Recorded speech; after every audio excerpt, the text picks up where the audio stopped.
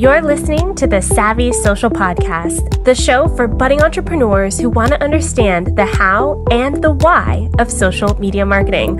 I'm your host, Andrea Jones. Let's get started.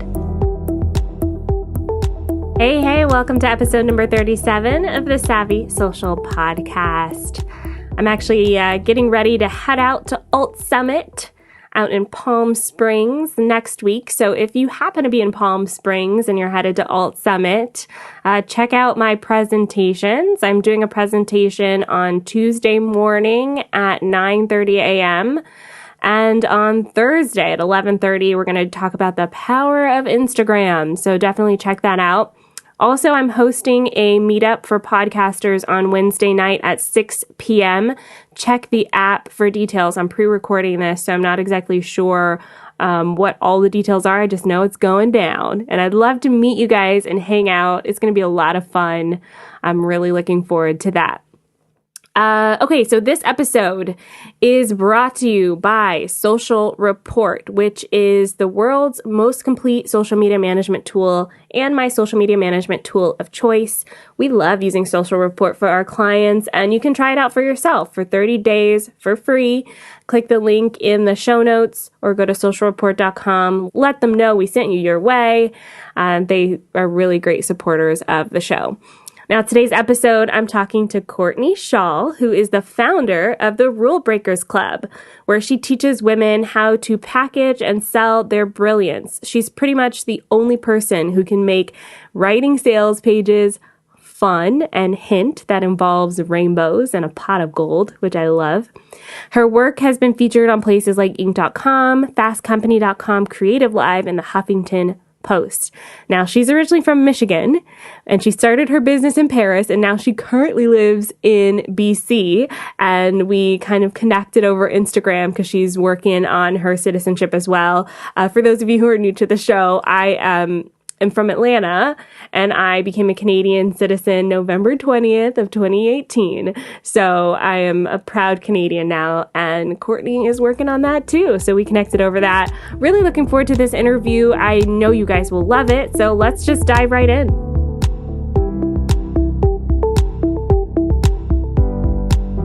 Hi, Courtney. Welcome to the show. Hi, thank you for having me.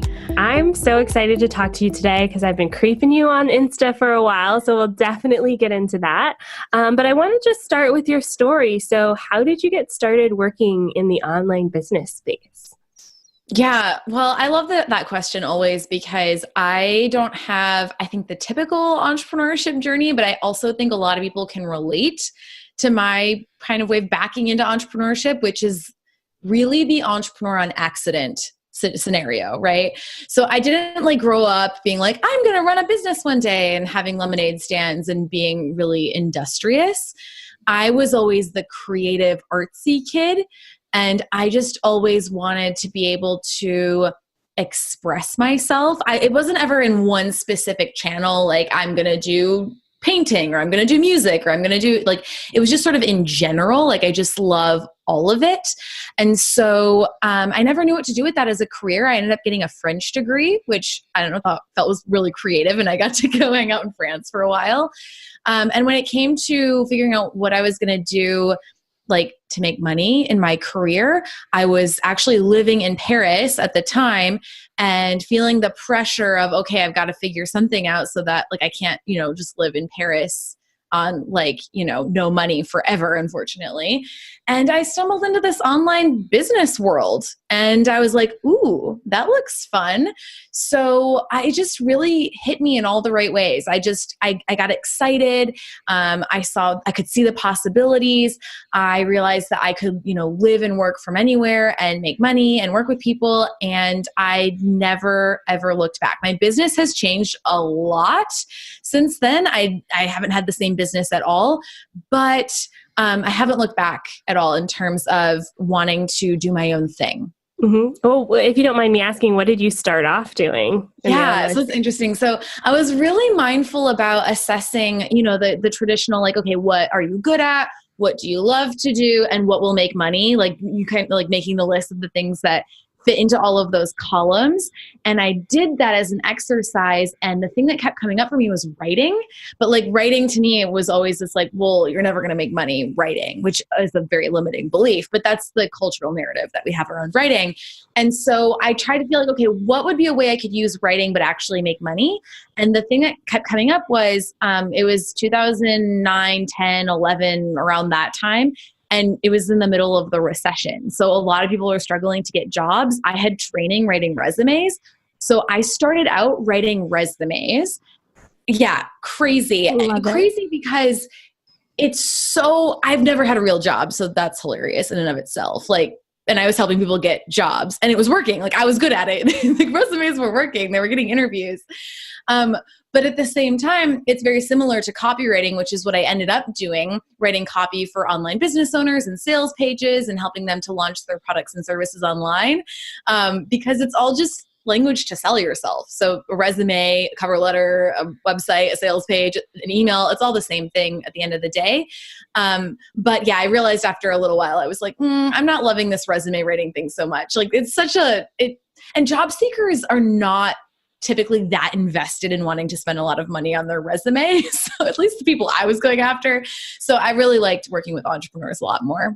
Yeah, that makes a lot of sense. And it kind of explains the evolution of what you do today. So you have a program called Yay for Clients. Can you tell us a little bit about that? Yeah, I worked with a lot, mostly like 99% female creative entrepreneurs for a handful of years, probably like 4 or 5 years, on writing website copy for their businesses. So I would help them with their about pages and their work with me pages, and really showing them how to use language to attract their ideal clients and so they could get their business off the ground. And in the process of doing that, one of the things I started to see coming up a lot with my clients was they themselves weren't that clear on what they were offering. Like they knew I'm a life coach, I'm a social media coach, I do this or I do that, I make jewelry, whatever it was, but they didn't know exactly what they were offering people to buy. Like they didn't have clear packages. And as I was working with them on their Work With Me page, I was actually helping them to package their services because I was like, I can't sell this. And so by working on the copy, they actually ended up changing their services. And then this happened again when I sort of niched down more into writing sales pages for course creators, is as I would work on the sales page with them, they would change their course. Because I was like, well, that's not going to sell, or this is what people really want. And they would add modules, or they change the name and they do all this. And I realized the issue people were having had less to do with writing copy and more to do with the origin of their packaging and their positioning, which if you do that correctly from the get-go, writing a Work With Me page or a sales page is honestly pretty breezy because you've already done all the work.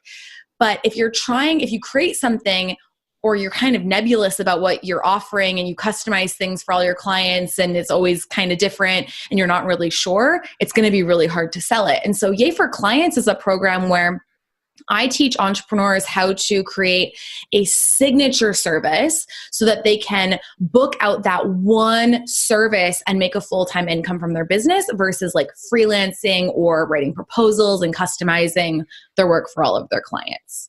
Yeah, that is so, so important because it's creating space for them to go deeper with that one offer. So I want to talk a little bit about how you use social media to kind of build your community so that they get into your program. So specifically Insta, because I follow you on Insta stories and I love what you're doing with the engagement that you kind of use there. So tell us a little bit about your process going into creating content for Instagram, well, Insta stories specifically. Yeah. Okay. I love Insta stories. I was actually I've been on Instagram longer than most people, which is the funny thing, but the feed and the whole, make the perfect feed and everything's beautiful and branded, that just never really resonated with me personally. So when Insta stories came out, I was always a big fan of Periscope, when it was popular for 5 seconds in 2015 or something. Yeah.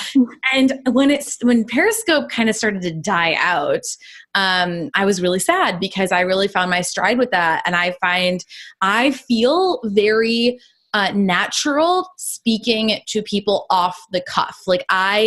that is easier to me than creating a curated feed. So I really took to Insta stories, and I love talking to people. And I really just tried to share like a natural conversation. But when it comes to engagement, the filter I'm always using whenever I'm creating any kind of content on any social, but especially on Insta stories, is I always ask myself, like, would I be interested in watching this? Would I respond to this story? If somebody asked me this question and I was like, you know, in the shoes of my target market, would I respond to that question? And so whenever somebody struggles with like, and people aren't like answering my questions, or they're not engaging with my posts, or they're not like responding to my survey, it's always, well, you have to create it in a way that makes people want to respond. So I'll often sit for a while thinking of the best way to formulate my question so that it feels easy for people to respond to, because the more complicated you make the question, or the longer you make the story, or the longer you go on and on about, this is my to-do list for the day, like nobody cares. And so you have to really think about, how can I say this quickly? How can I make it engaging for people? How can I make it fun for people? How can I make it entertaining for people? And if it passes all those filters, I'll post it. But there's a lot of times I record stuff and then I delete it because I'm like, you know what? This isn't passing the test.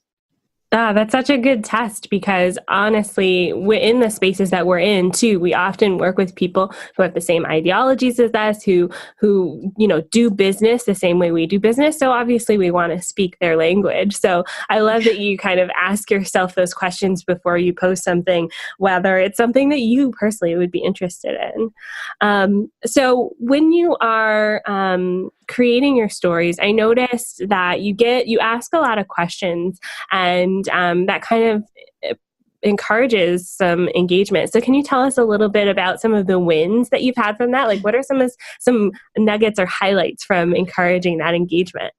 Yeah, first of all, I'm obsessed with questions in general. I think one of the reasons why is because I'm like 98% extroverted. So I'm like a real crazy person. Like I can be very dominating in a conversation. I know this about myself. I don't love this sometimes about myself.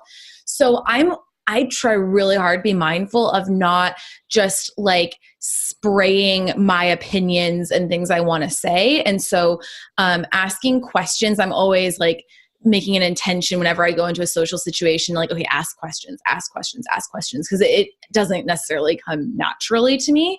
So I do have to be really mindful about it. And so when it comes to Instagram, I do that, but also it's just like when you ask people questions, their brains can't help but to start to answer the question. Even if they don't type you a DM or they don't answer your poll or whatever it is, you're still getting engagement from their brain more than if you just say something to them. So knowing that, I always am trying to formulate questions. And some of the wins I've had from that are, one of my favorite things is asking people straight out, like, how much money are you making in your business? Or how much money do you want to make in your business? Because the course I sell, Yay for Clients, the direct promise of this course is to help you make a full-time income from your business in the range of $2,000 to $5,000 a month. And being so bold and tangible about that has helped so much. And it helps me a lot to be like, okay, are you making $5,000 a month from your business yet consistently? And it's really easy for people to like, no, yes or no. And so if they're not, I'm like, well, if you're not, this is what you need to do. And so it's really helped me to help my audience to help themselves, like to self-diagnose. Oh, if I'm not at this point in my business yet, this is the strategy I should be using. Or if I'm at this point, because I think when you ask really open-ended questions, like it doesn't necessarily help people, but I like to give people like, is it this or that? Well, if it's this, then do that. And if it's that, then do this. And so that really helps people to self-coach. Mm-hmm. Yeah. And I found that to be really, really helpful. Yeah, you're really kind of forcing people to think about the facts of their business, which I really love. I feel like it's like in a really blunt way. In a blunt way, because the world we live in right now is like, there's there's a lot of glamorous things happening on social media, like people in front of these giant homes with Lambos and all of this stuff. And it's like, it doesn't seem attainable. But when you say something simple like, hey, are you making 5K in your business? People either go, no, and I'm almost there, or they go, wow, I am. This is, I have a legitimate thing. And so I think that it's practical, and it gives a sense of your teaching style too, which I really love. It's tangible. And that goes back to everything I teach people around writing copy or sales in general. If you're trying to resonate with your target client or your target student, your target customer, you need to give tangible examples. So you can't say like, is your business successful yet? Because like WTF does that mean? That could mean completely different things to different people. And so I know, because I know the psychology of my target market, that my target market is not people who consider they need $10,000 a month to survive. My target market is people who are like, if I could just start making a couple $1,000s a month, I would be so freaking excited about that, and I would feel legitimized. So that helps to get rid of anybody who's sort of not in my realm, because it's not all about that money, but that money is often indicative of the psychology of the person I'm talking to. And so using those tangible examples versus something more nebulous, like, do you have confidence? Do you feel successful? Do you want happiness? Like, that could mean anything to anyone. So you have to define for people what you mean by those more abstract terms. Does that make sense? Yeah. Oh yeah, totally. You're clearly defining who you're talking to with that kind of language. Yeah, I like it. So, earlier you talked about kind of speaking off the cuff and sharing your story. And I know that you also use YouTube as a way to do that. So can you talk a little bit about your process? And I think as you were talking, I think I remember you did Sunny's program on YouTube. Okay. Can you tell us about that process and some of the results you've seen from YouTube? Definitely. So I've been making videos since probably seriously since 2014, so about 4 years. And the reason I decided to start doing video is because I always ask myself, where is a strength of mine that isn't a strength of other people's? Like, I know that can sound kind of competitive, and it kind of is, because I like playing the game of business. I don't take it personally, and I'm always like, okay, where do I have a competitive advantage in this game? And something that I realized is, you know what? Everybody is so afraid of being on video, and I'm not. But I'm not doing a lot of video. So I thought I could really exploit this, because if I just up the quality of my video, like just 1% better than what the typical videos look like out there, I could really stand out, because I'd have better quality. And most people are so freaking afraid to get on video. They're going to use that as an excuse for years and years and years. And in the meantime, I'm going to make progress. And that's exactly what I did. So I bought my DSLR camera. I learned how to use it. I started making videos, and the videos were working. And I was uploading the videos to YouTube, but I wasn't optimizing YouTube as a social media platform. I was using YouTube as a dumping ground to host my videos. Like, I wasn't actually trying to grow my YouTube channel. Yeah. So what happened was, after a few years, I suddenly had 1,000 YouTube subscribers just from, from that happening, from doing that. And I thought, you know what? I should really look into this. I feel like this is a really missed opportunity for me. Now, I had the chance of getting to know Sunny Lenarduzzi and becoming friends with her. We both live in Vancouver, and we had some friends in common. And after getting to know her and, starting to get into her realm and watching her videos, and she is freaking amazing. If you haven't watched Sunny's channel, everybody should be watching Sunny's channel. I was like, I have to do her YouTube for Bosses course, because it's literally targeted to digital entrepreneurs who want to make YouTube a core piece of their social media strategy. Now, what's really cool about YouTube is that it's kind of the opposite of Instagram in a lot of ways. So whereas on Instagram, you have to kind of be there regularly. You've always got to have something going on to stay relevant.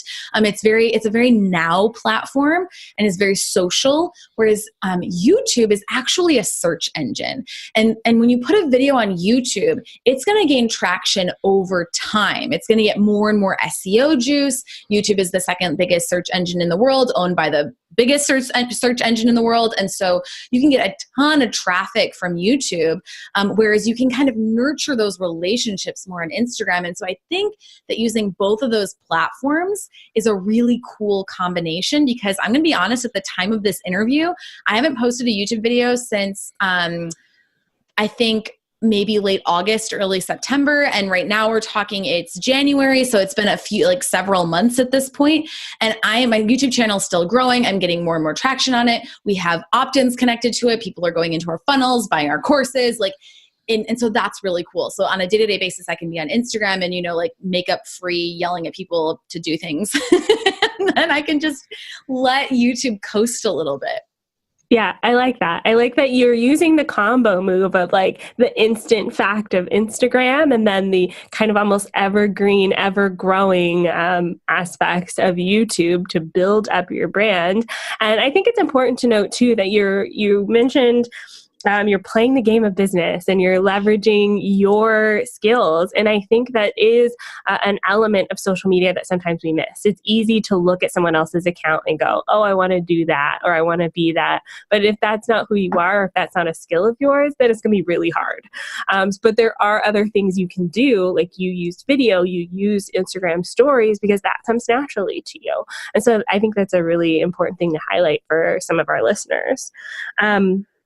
So can you talk a little bit more about how you use both Instagram and YouTube to get people into the funnels? I know that it's easy to just play on these platforms, but you have to be strategic about it. So what are some of the strategies you use to make sure that, people know that you aren't doing this for free and fun? Yeah, this is such a good question. So before we hopped on this call here, I was really thinking about what is my social strategy? Because I'm kind of a paradox sometimes. I kind of rebel against having a contrived personal brand. I get really turned off when I feel like people are kind of selling their soul to be on Instagram. Anything that looks too perfect immediately repels me. But at the same time, I am also very strategic. And I think by being strategic, it gives me a container that I can play in, if that makes sense. So rather than having I could do anything on YouTube, no, I am very clear what my goal and my strategy is on YouTube. And within that, I can play around and I can be me. So my motto is kind of be you, play the game. Don't get those two things confused, that playing the game means you have to sell your soul. No, it's like playing Monopoly. You can play Monopoly to win and be kind of competitive, but you can also have fun with it and not take it personally. And I feel like that's how we all need to approach business, especially with personal brands. So just kind of wanted to unpack that a little bit, because that game playing piece I feel is so important. I feel like men almost do that too much, and women, and traditionally, right? I'm totally just over generalizing gender norms here, but men tend to play the game and forget to have morals sometimes. And women are so worried about who they really are that sometimes they take the game too personally. So I feel like we can kind of each borrow from each other in those sweeping generalizations that I just mentioned. So in terms of how I get people into my funnel, it's about every time I create a YouTube video, I'm always okay, where are we driving traffic after this video?